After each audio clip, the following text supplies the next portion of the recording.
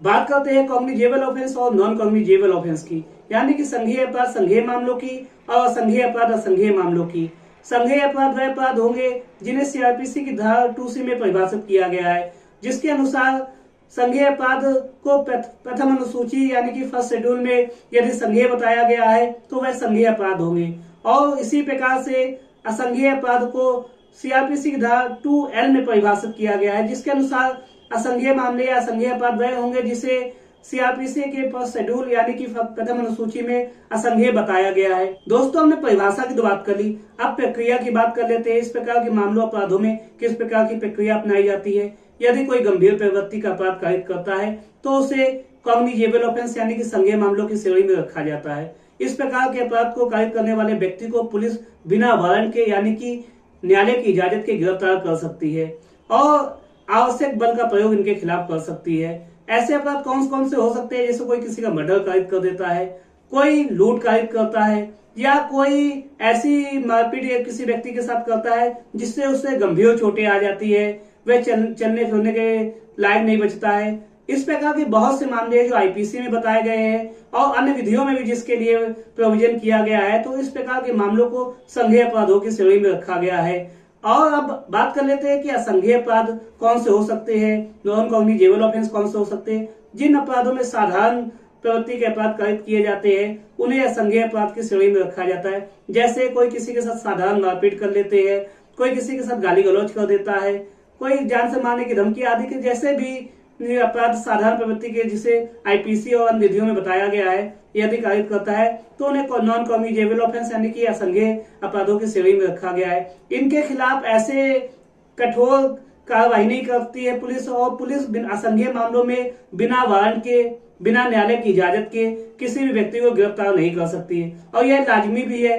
यदि हम गंभीर प्रवृत्ति के अपराध में साधारण प्रवृत्ति की सजा देंगे तो ये गलत है, यदि हम साधारण प्रवृत्ति के अपराध में गंभीर प्रवृत्ति की सजा देंगे तो ये गलत है। कहीं ना कहीं तो कोई ना कोई वर्गीकरण होना चाहिए इसके लिए। दोस्तों, बात कर लेते हैं सीआरपीसी यानी कि क्रिमिनल प्रोसीजर कोड 1973 की फर्स्ट शेड्यूल की यानी कि प्रथम अनुसूची की। सीआरपीसी की धारा 2C और 2L में संघीय अपराध और असंघीय अपराध की परिभाषा देते हुए यह कहा गया है कि संघीय अपराध और असंघीय अपराध वो अपराध होंगे जिन्हें सीआरपीसी के प्रथम अनुसूची में संघीय अपराध और असंघीय अपराध के रूप में बताया गया है।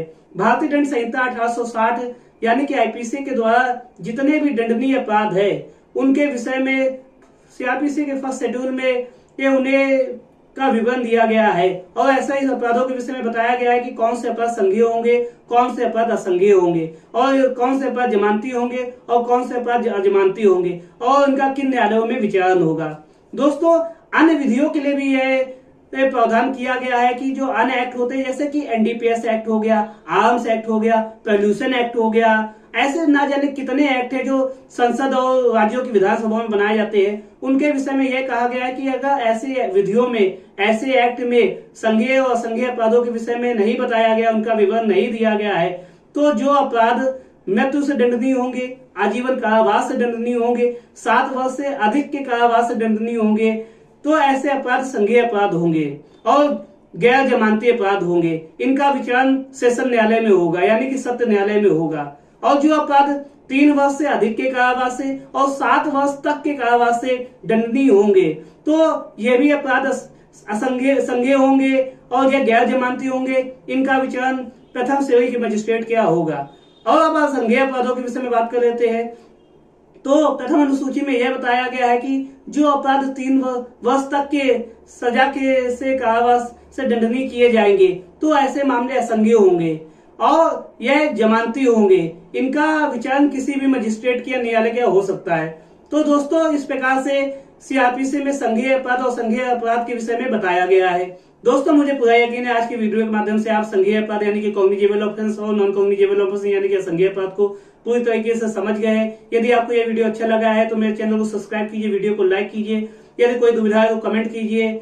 आपका मेरे वीडियो के साथ जुड़ने के लिए बहुत बहुत धन्यवाद। जय